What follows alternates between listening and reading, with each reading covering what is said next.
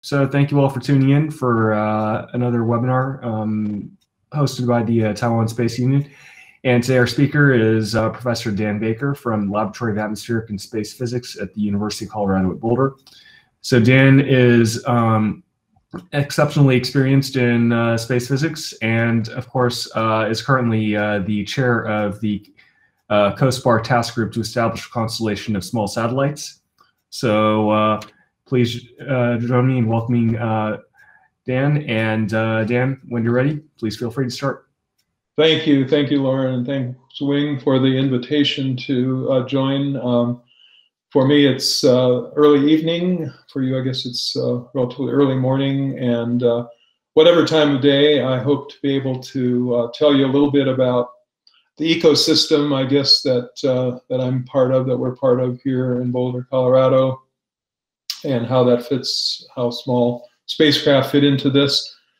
And I also thought I'd tell a little bit about my trajectory, how I got involved in smaller satellites and roles played over time, and to what today I think is truly a revolution in small spacecraft and utilization for a wide range of different things. So I'm going to first say a little bit about the University of Colorado. It's springtime here, and this is pretty much the way things look now. It's temporarily green in the foothills of the Rocky Mountains.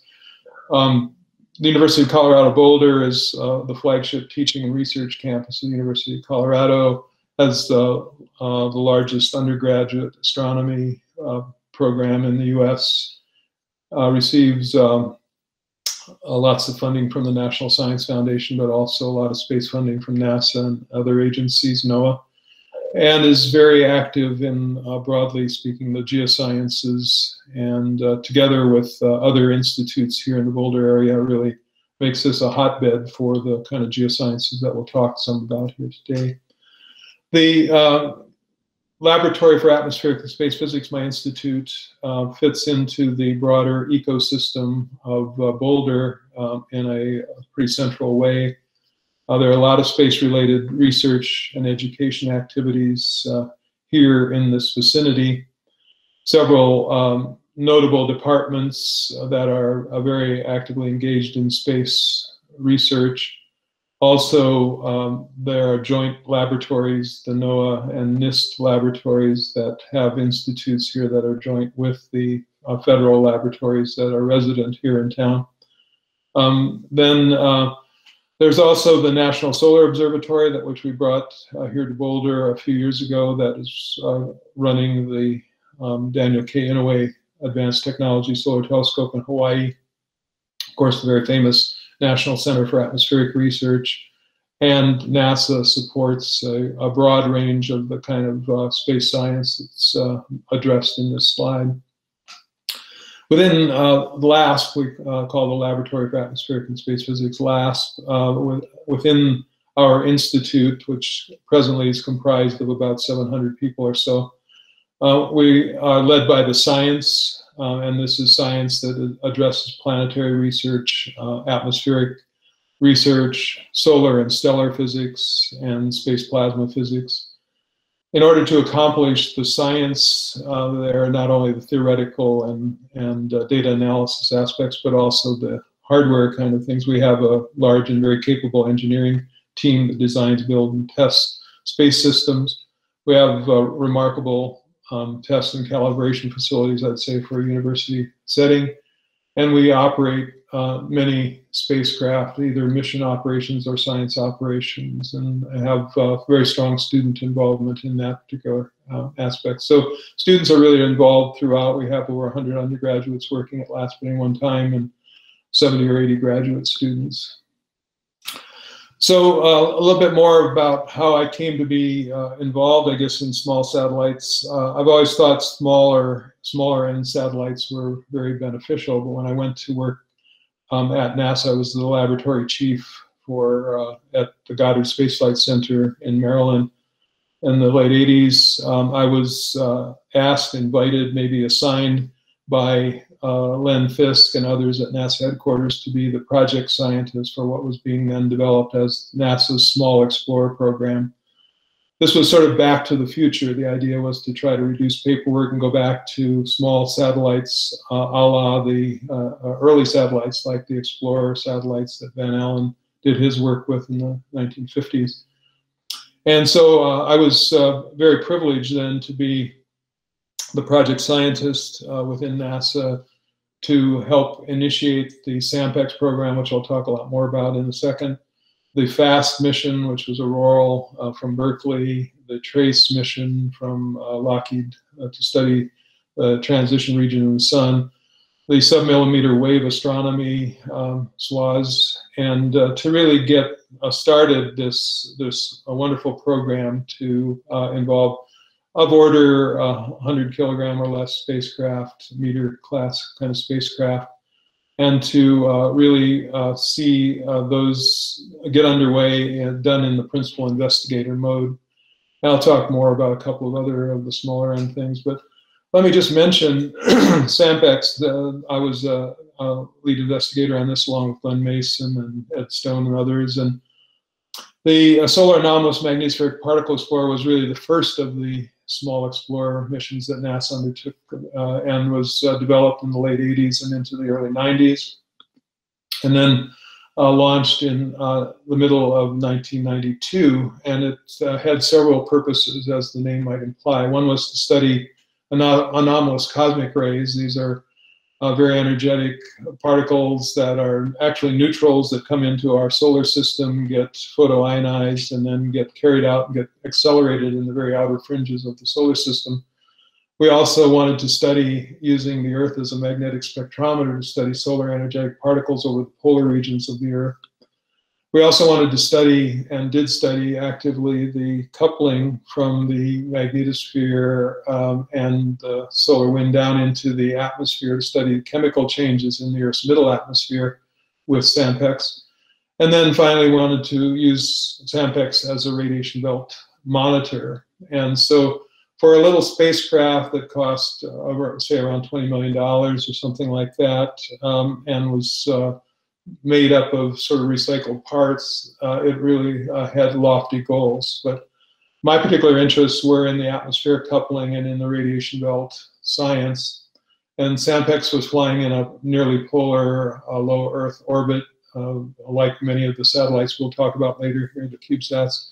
But it was really geared toward looking at the inner and outer zone populations of the Van Allen belts, and to look over the poles at the solar particles and stuff, and it really accomplished those very well.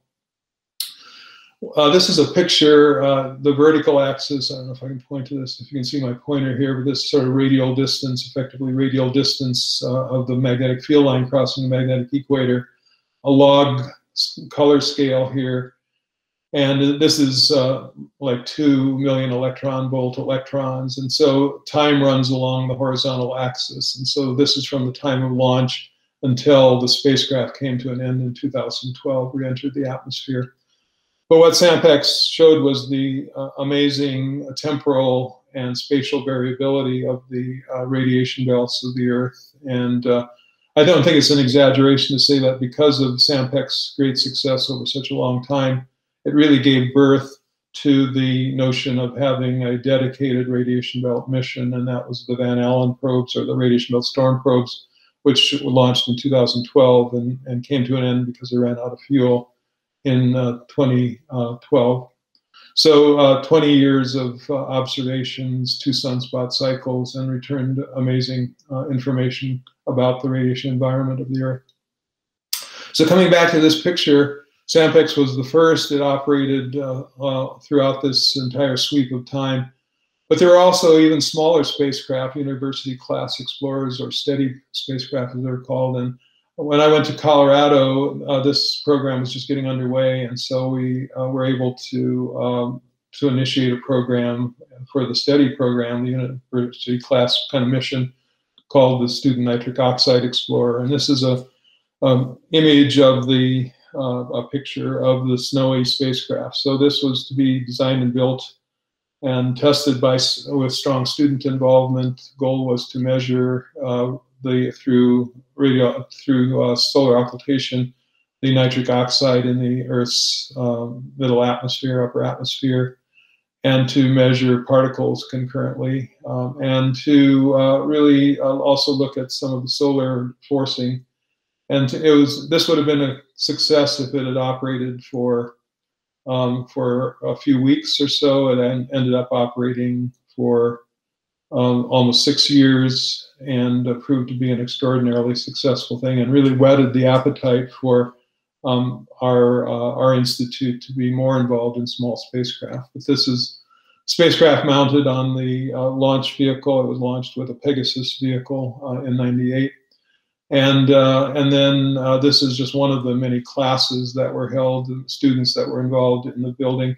And if you were to look carefully at the people in this picture, many of these have gone on to major careers now, including a couple of them who founded Blue Canyon Technologies, which is the premier kind of small sat place here in the Boulder area these days. Another success story later in the sweep of small explorers that we're very involved in. We're doing the mission operations and science operations for the aeronomy of ice in the mesosphere. Again, a smallish spacecraft flying in a polar orbit, measuring these eerie noctilucent clouds that are sensitive indicators of climate change. And so small satellites, my point being that small satellites have accomplished amazing things. They've accomplished engineering, they've accomplished education and training, and they've accomplished magnificent science. And so we were, as an institute, very hot to adopt the idea of using even smaller spacecraft, the so-called CubeSats, which you've heard a lot about in this webinar series. But the first one that we got involved in was because of my good friend here, Shinlin Lee, Professor Lee, who, along with Scott Palo, decided to run a class in spacecraft design and spacecraft engineering here at the University of Colorado in the Aerospace Engineering Department. And so the Colorado Student Space Weather Experiment was born. This was initiated with the National Science Foundation. It was developed and launched on a Atlas V, as part of an Atlas V payload. And it was built for less than $1 million, $840,000 of funding from the National Science Foundation, but really did a remarkable job. And in fact, launched just about 2 weeks after the Van Allen probes, or the radiation belt storm probes. So it became an excellent adjunct, a low altitude adjunct to a major NASA mission. This is the principal sensor. This is the only sensor that was really on board. It is a modification of what was called the relativistic electron proton telescope, which I was privileged to be the PI for the radiation belt storm probes, the Van Allen probes. But we are able to donate some detectors for use in this sensor system to help design the collimator and so forth, and mount this on board a 3U CubeSat. And this worked out immensely well. And so this system was designed and fabricated and then was deployed, as I said, and really returned marvelous data. So as Lauren can testify, using piece of Carpenter deployable antenna here, which is a unfurled Carpenter's tape as the antenna, but it really was remarkably successful, operated for several years and returned spectacular data. So I probably don't need to tell you, if you've been attending these webinars, that there are many benefits, obvious benefits for CubeSats. There's the standard, there's a very large and open development community, a lot of ideas out there and a lot of different approaches for accomplishing the goals, and there are good interfaces and good accommodations that are really made available. But the low cost, the small size and mass, the ability to launch these as secondary payloads. If something goes wrong, or if you need to make more measurements, you can have repeatable missions because they're inexpensive, and you can have very affordable operations. And so it's a real great test bed for new technology. a great place for education and training, and a lot of different architectures, constellations, and so forth are quite possible. So we became sold on this with Shinlin's experiments, and so Tom Woods and his team recognized that there was a gap in the spectral knowledge for the solar X-rays, soft X-rays, and so they put together a plan for a more NASA, but jointly sponsored with NSF mission called MinX. This was another 3U and was geared towards studying a part of the spectrum, solar spectrum, that had been neglected in other missions. And this was launched, as a follow-on to the Colorado Student Space Weather Experiment, was looked upon as a strong adjunct to what has been a very active part of LASP history over the 73 years, which is the sounding rocket program. But here the MinX spacecraft was deployed from the International Space Station.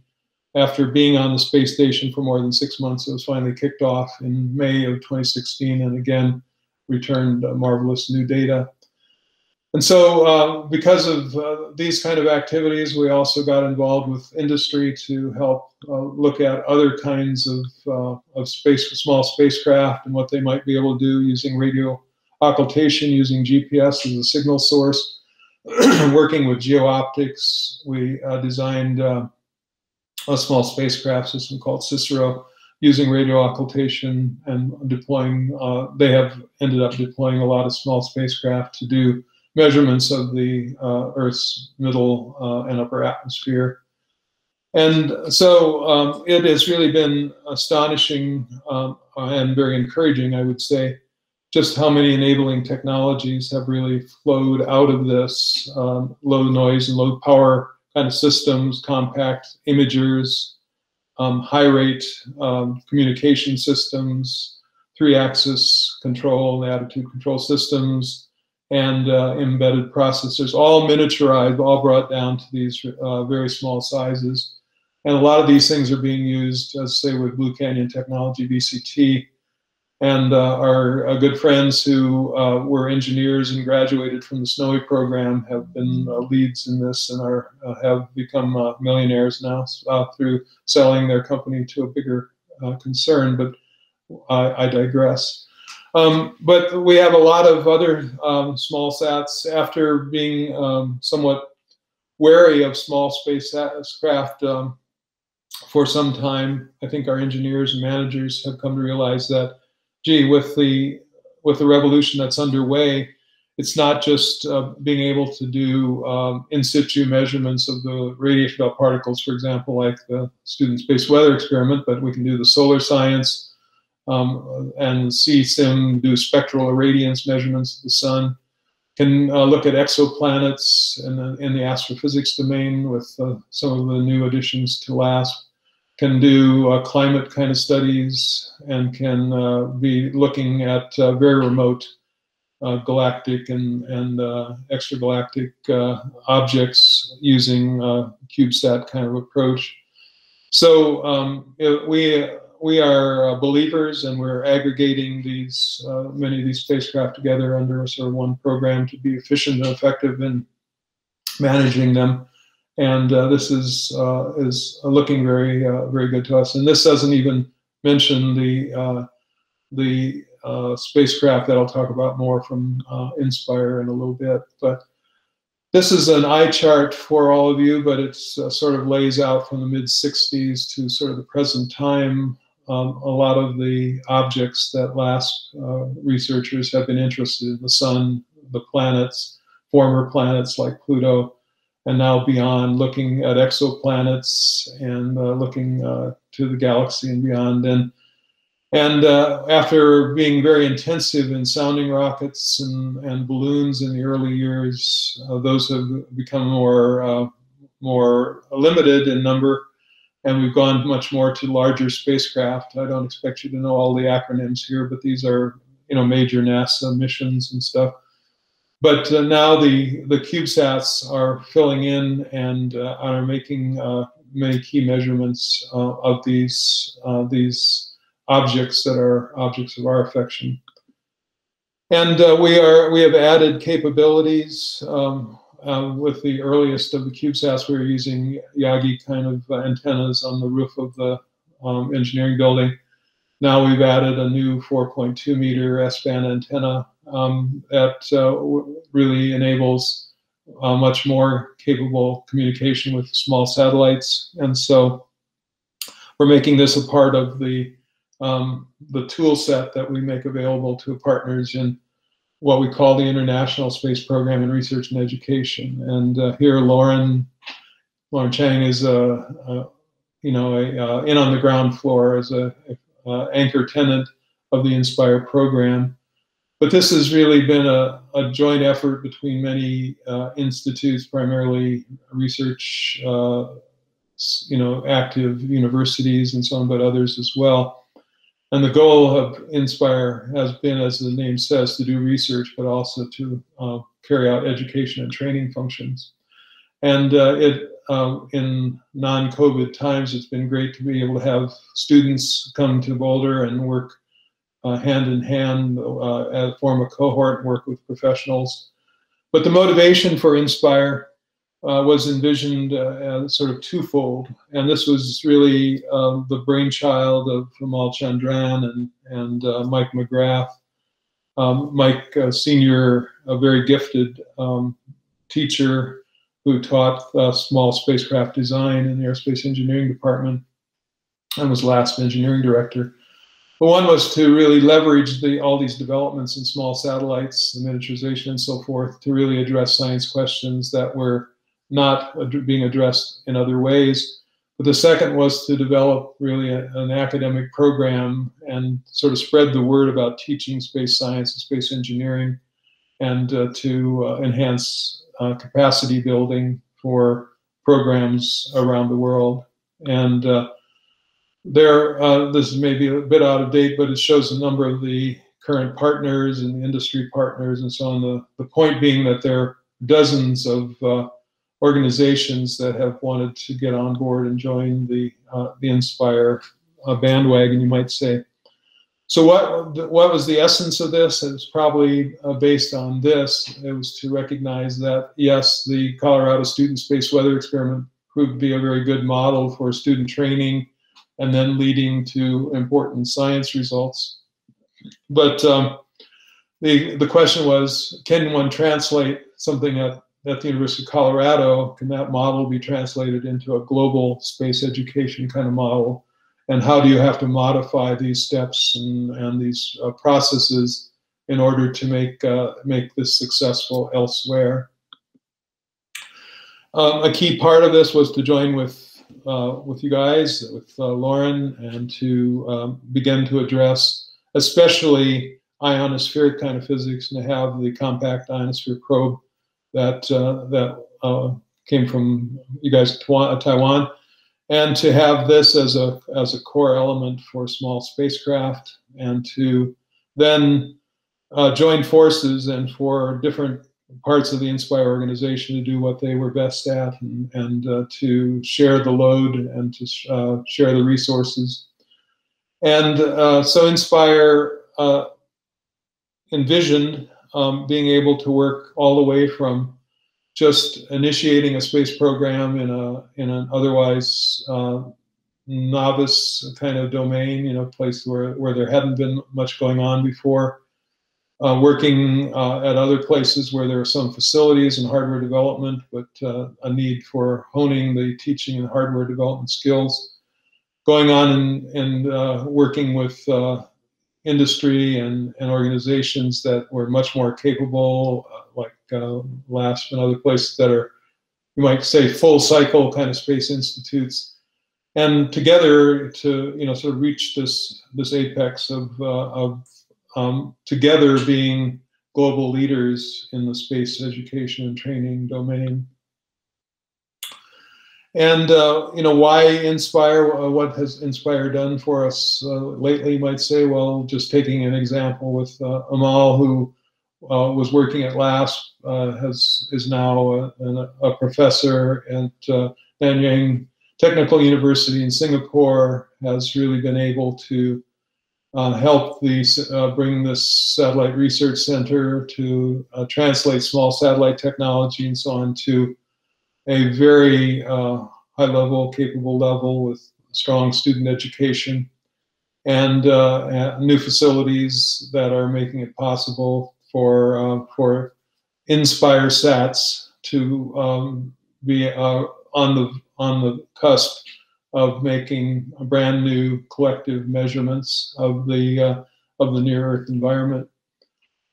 But we shouldn't lose sight of the fact that this has been a transformative learning experience for students. Students have participated under Inspire auspices, have been winners in the IAA contests, and we expect that as things will return more to the post-COVID world of more normalcy, that we'll be having more of those kinds of opportunities for the students. And a core part of this has been the 10-week Inspire summer program where students come together at LASP in Boulder and really work together, become teammates and cohorts, and really work together to learn and to practice sort of what is preached.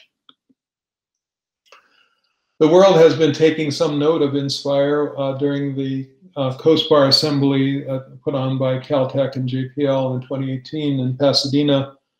We were invited by Science magazine, one of the premier science journals of the world, I suppose, to prepare an editorial about the opportunities that accompany small spacecraft.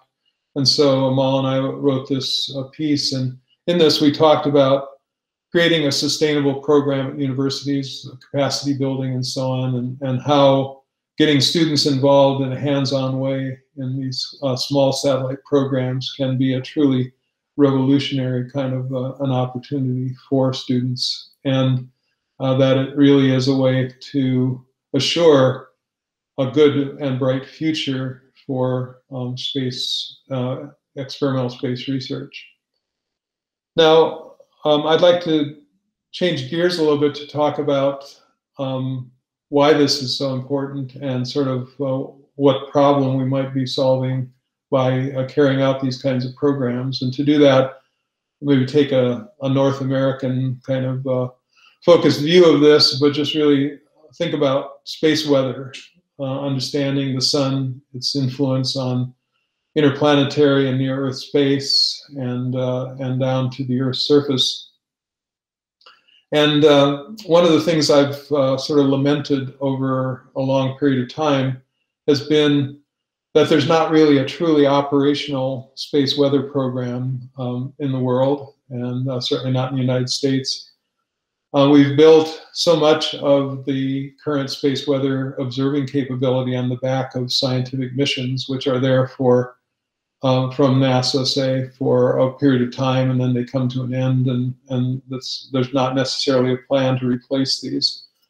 And so if we really look at this, the stereo spacecraft that were giving us more of a three-dimensional view of the sun, one of the stereo spacecraft has been lost, is no longer operative. The second one is limping a bit. The NOAA POSE, the polar orbiting environmental satellite systems that were a bedrock of space weather kind of observations, that is going to be coming to an end. NOAA's not going to be providing those kind of space weather sensors after a couple more years' time. I mentioned before that the radiation belt storm probes, or the Van Allen probes, ran out of fuel and have come to an end, so we're not really getting the inner part of the radiation belt monitored in any sense anymore.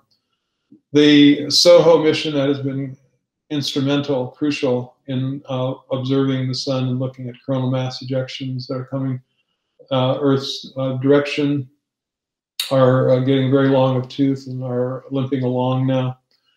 The ACE mission has been operating since the 1990s. It will run out of fuel, and so it's done yeoman service for a very long time, but that too will be coming to an end. And even the GOES, the venerable GOES spacecraft, may be disaggregated.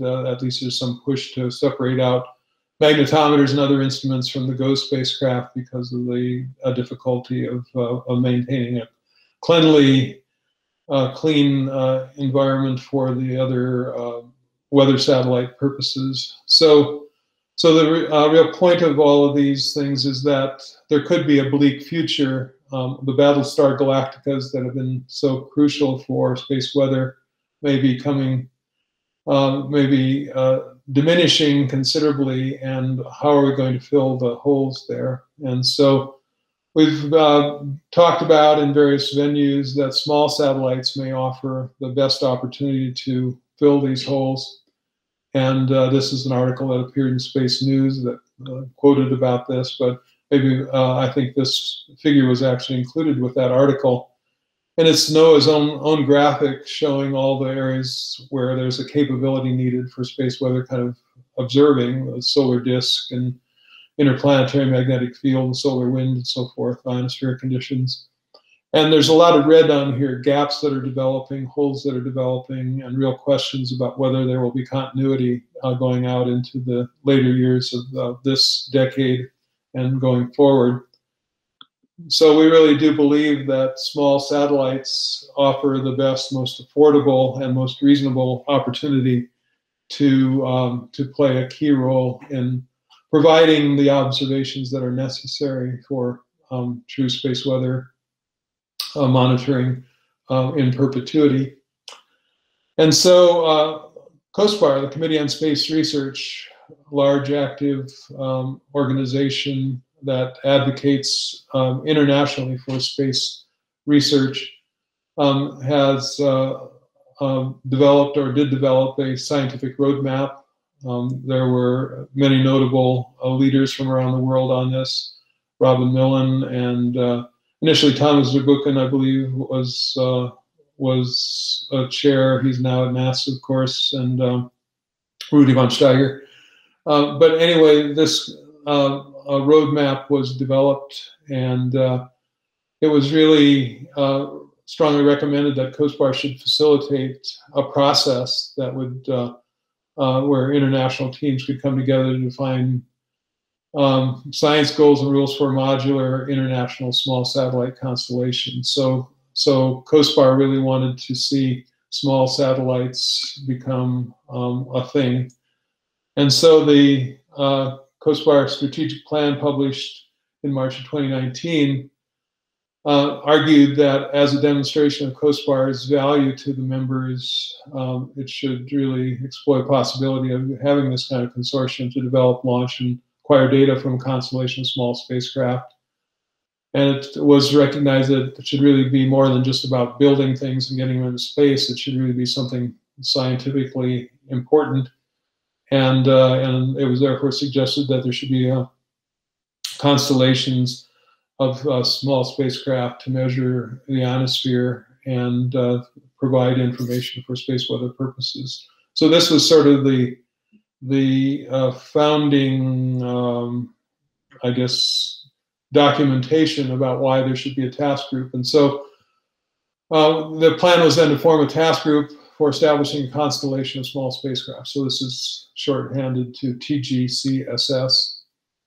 And this task group was in fact established. I'll say a bit more about the makeup in a second. But the goal, among the goals then, was to design in some detail a constellation, a concept for a constellation that would do this, that would help understand what measurements, what instruments would really be necessary for such spacecraft, to specify things about data rates and ways of getting the data to the ground and utilizing the data effectively for space weather forecasting, determining which and whether national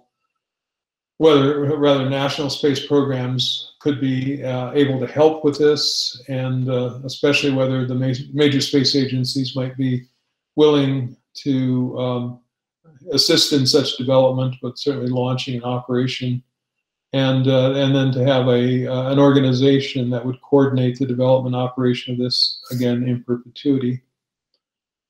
So a task group was, in fact, established. I was pleased to be able to chair this, along with distinguished members like Lauren and Amal. Rudy von Steiger came from the road mapping and strategic plan area. Robin Millen from the US. Robin is very known for her small satellite work here in the US and around the world, really, for small balloons and so on. And many other distinguished folks. We had a more diverse makeup. A number of people had to bow out for various reasons, but this core group has been meeting now for the last over a year to really work through and plan the essence of what this COSPAR activity really should be. And so we talked, I guess you might say precisely during the COVID era, spent time in virtual meetings talking about system engineering, small spacecraft design, what kind of standards we might want to impose or not, talk about access to space ideas for how to get things from developing countries into space, the ground systems and how we could share those kind of resources, and talking about data archiving and sharing of the data. All these things are very central elements to having a successful program of the sort envisioned by COSPAR. And there was a pretty rapid initial consensus, I would say, that COSPAR was obviously not going to have the money to pay for all this, still does not, but that it could be the honest broker to help make sure that this was done properly and could be an arbiter for questions that arose. It was really the task group's strong endorsement of the idea that the Constellation small spacecraft should really be a grassroots approach. It shouldn't be top down, but it should really be bottom up.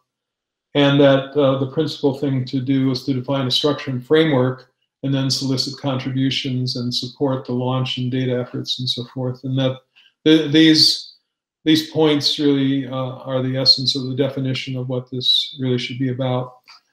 And there really are, again, are two parts to the action plan that we've hatched, and that has been now promoted, and we've had webinars in the Asia sector, we've had webinars in the North America sector to talk about all this, but one branch is the one that's really riding, again, the small sat revolution for harnessing the power of things that are going to be happening anyway.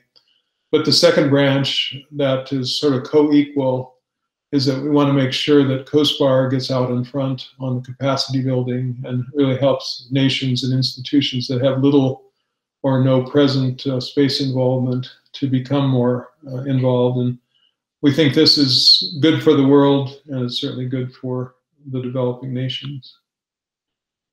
And so when it comes to space weather, we believe that one of the pressing needs is to have multi-viewpoint kind of observations. We have to have more views of the sun and solar activity.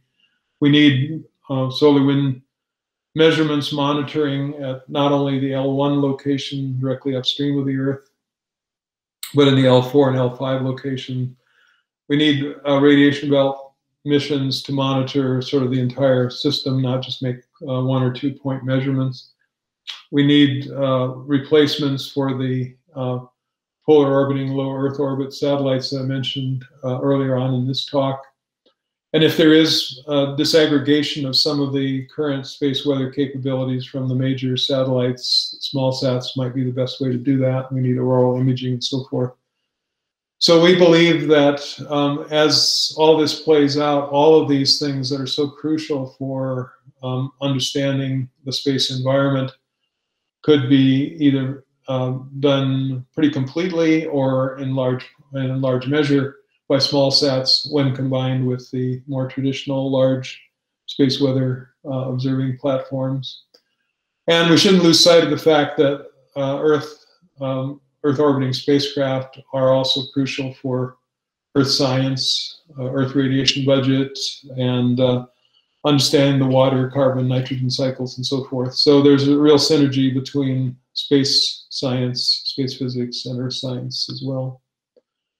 And so let me just wrap up here, leave some time for questions. But I would say this is, I think, an intriguing image that has come out of the APL interstellar probe mission concept. I suppose I'm one of 100 or more people who have been trying to champion the idea of having an interstellar probe. But the kinds of things that we have been doing in small satellites to miniaturize, to enhance capabilities, and while reducing power and other resource requirements, may mean that who knows, that the things that we're learning about doing small sats here on and near Earth may well be part of the answer for us being able to send an effective and capable interstellar probe out into the interstellar medium on a very rapid pace. So with that, let me say thank you. I'd be happy to answer questions if I can. Thanks a lot, Dan. So if anyone has any questions, please feel free to speak up or type your question in the chat. So I'm a bit curious. I noticed there seemed to be quite a big difference in terms of the development time of CSSWE and MinX. If I recall correctly, CSSWE was developed over the course of 5 or 6 years. Right. And MinX, based on the timeline you presented earlier, was only a little over a year. Is there a reason for the discrepancy?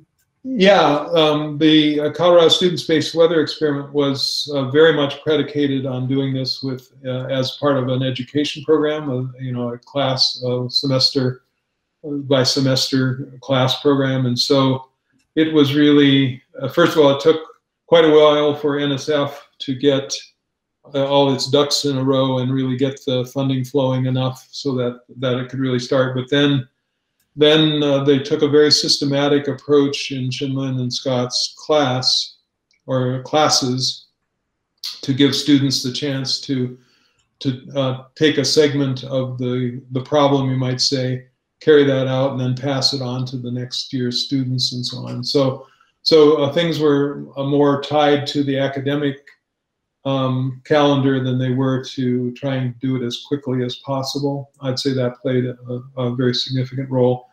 And then I think the spacecraft was ready earlier than a fair amount earlier than the launch date. It was delivered in January, I think, of 2012, but it was actually ready earlier than that. But again, it had to await the sort of right time to get onto the along with the other spacecraft that were launched for that particular deployment. The MinX was, first of all, I'd say it was using instruments that were very well developed by Tom Woods and his team already, and also the lessons learned from the Student Space Weather Experiment, I think, were brought to bear, and so they were able to move much more quickly.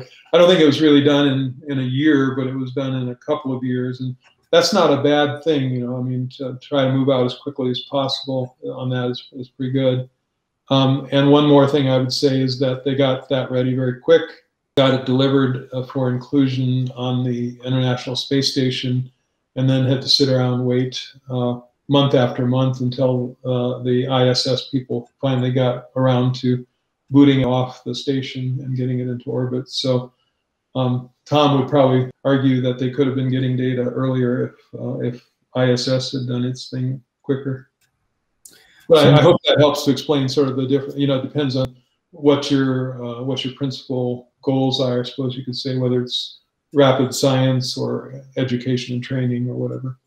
So if I understand correctly, there was less student involvement with MinX, or yeah, that's correct. There still was student involvement, and of course, as you know, we have students involved in sort of every aspect of what we do, but it wasn't tied as closely to the academic schedule as the space weather experiment had been.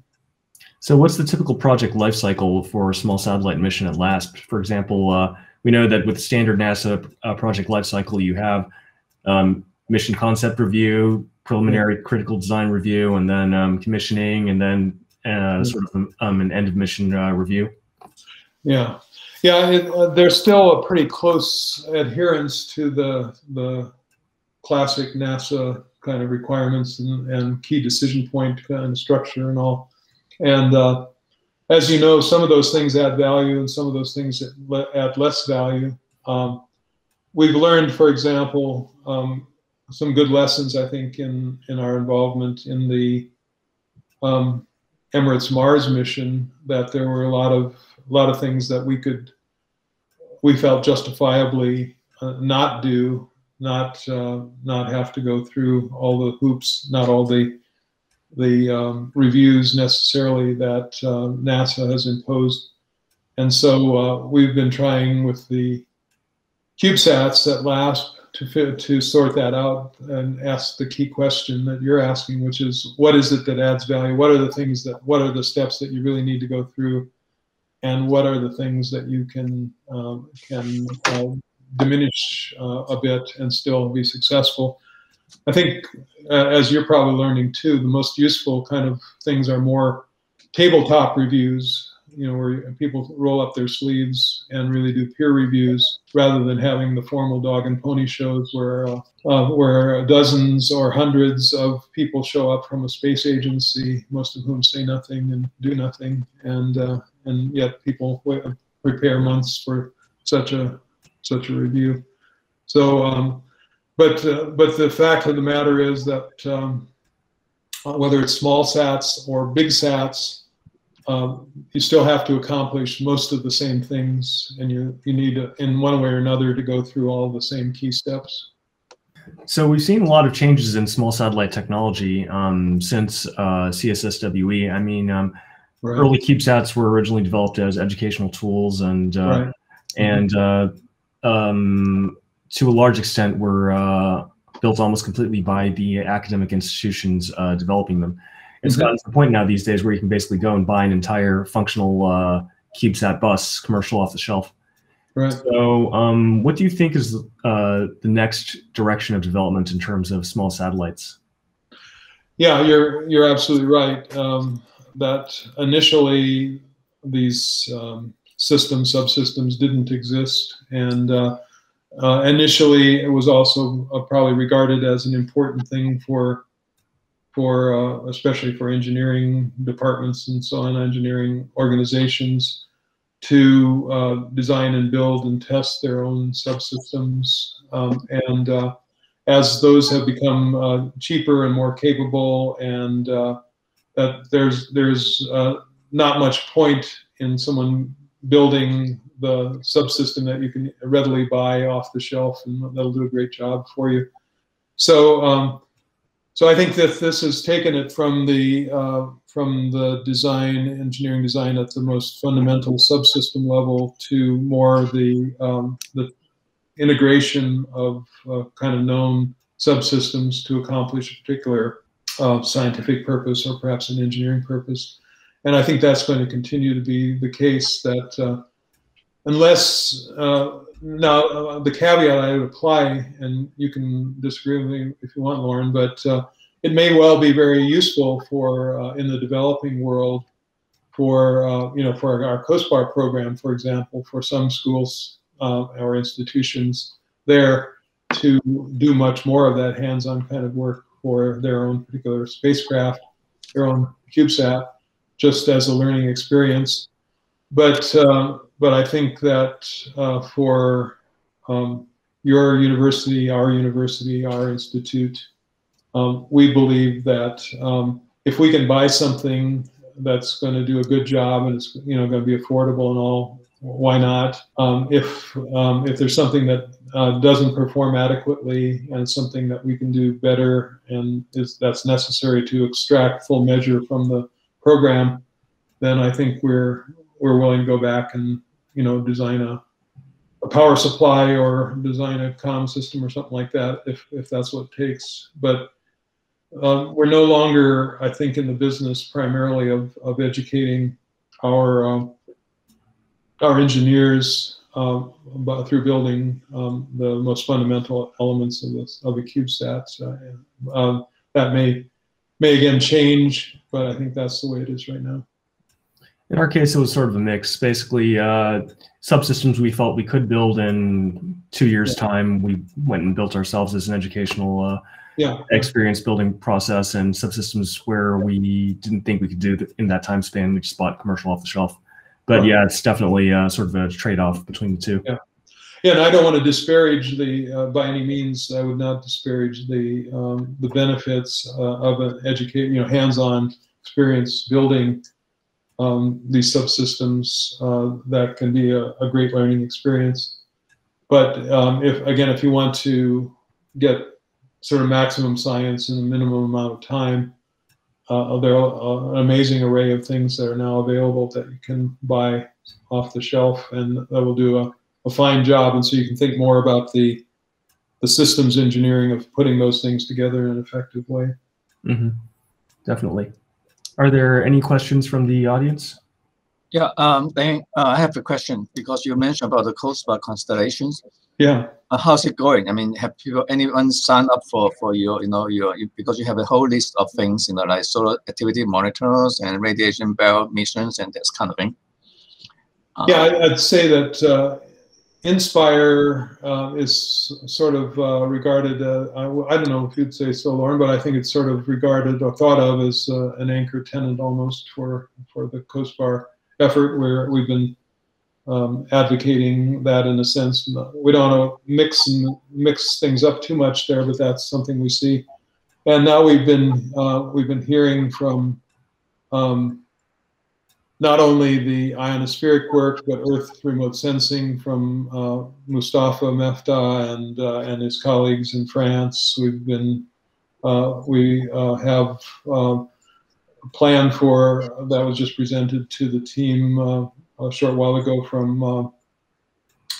from Ji Woo about a constellation of a string of pearls kind of constellation for radiation belt studies.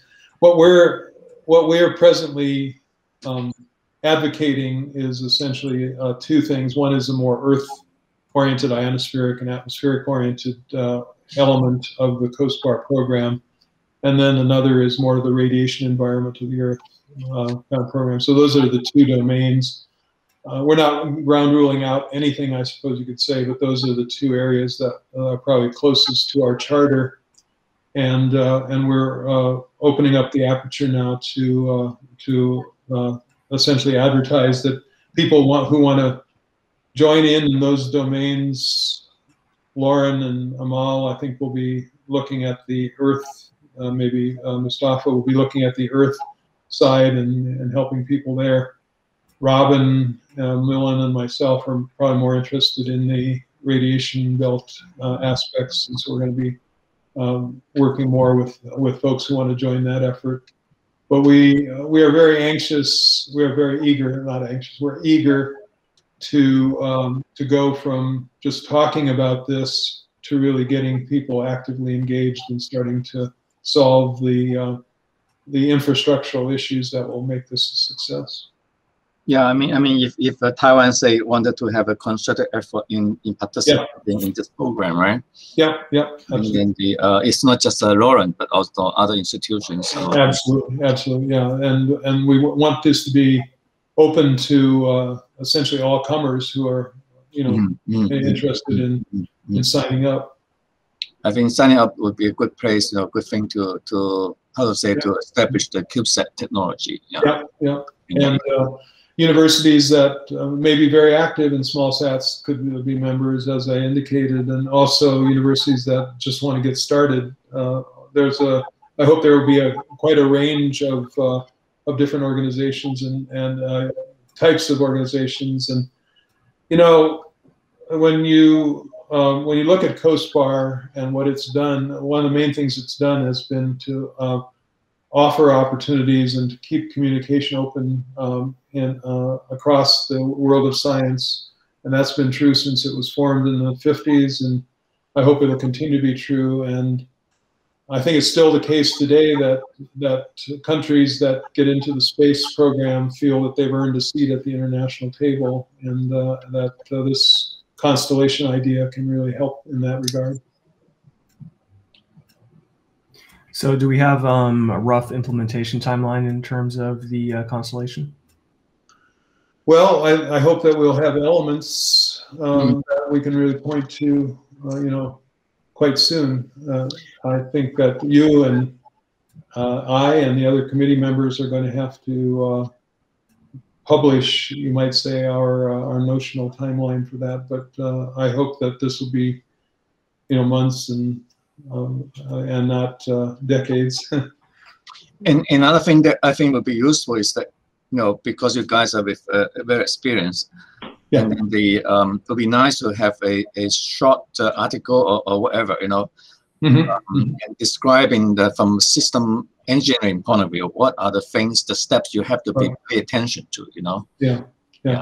We've had article appeared in COSPAR News and things like that, and some brief newsletter articles that have talked more about the politics of this, I'd say. But I think you're right. Having something that talks more about the actual implementation and nuts and bolts aspects would probably give more reality to this, and will be more of a motivator to the institutions that aspire to get into the space business. Yeah. Thank you. Yeah. Thank you so much. Okay. Are there any other questions from participants? I would have one. Thank you very much for your interesting talk. The Inspire program, you mentioned that there is, let's call it, non-university, non-institutional organizations part of that, and you showed a little pyramid. Mm-hmm. Yeah, showing that there is, for example, companies in there. Can you explain a little bit on what the role and the between your classical institutions teaching things is, and those companies? I hope it's not just the institutions develop technology and then there's people at the bottom of the pyramid standing there holding up their hands, waiting for free technology to drop into their hands that they can then commercialize. I've seen that many times, and it's, at least from my perspective, a very unsatisfactory situation, and also an issue, I guess.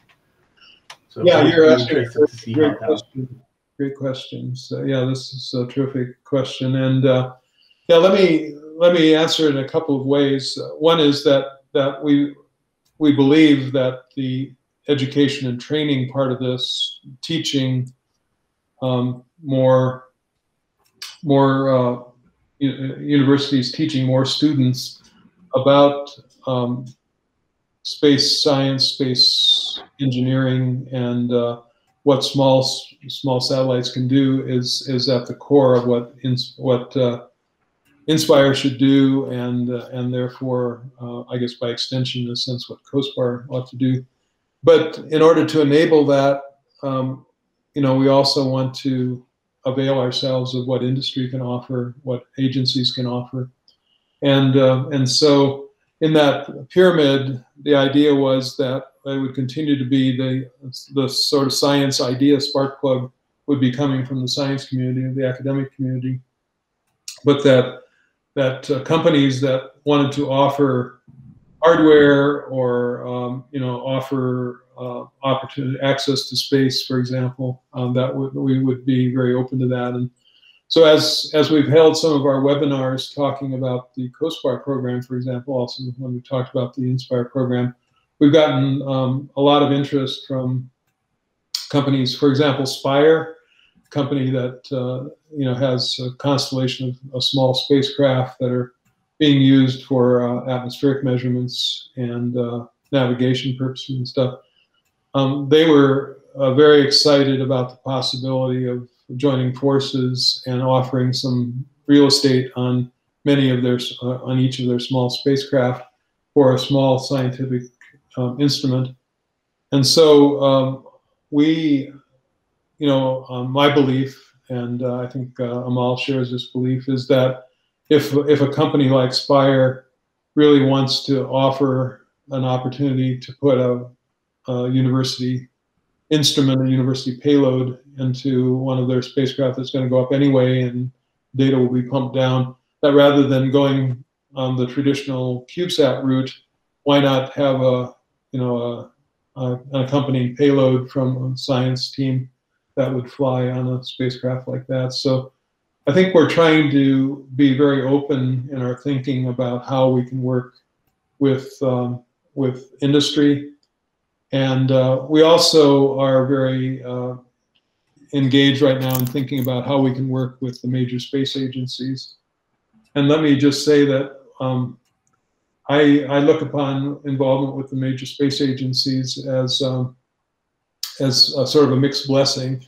You can work with space agencies and get a lot of benefits, but you can also get a lot of help, quote unquote, a lot of intensive efforts to manage things, and that's not always the way things should be done. So we're trying to look that gift horse in the mouth, whether it's industry or NASA or other agencies, and say we want to have assistance, of course, and resources. That would be great, but we also want to make sure that we don't lose sight of what the program really is about.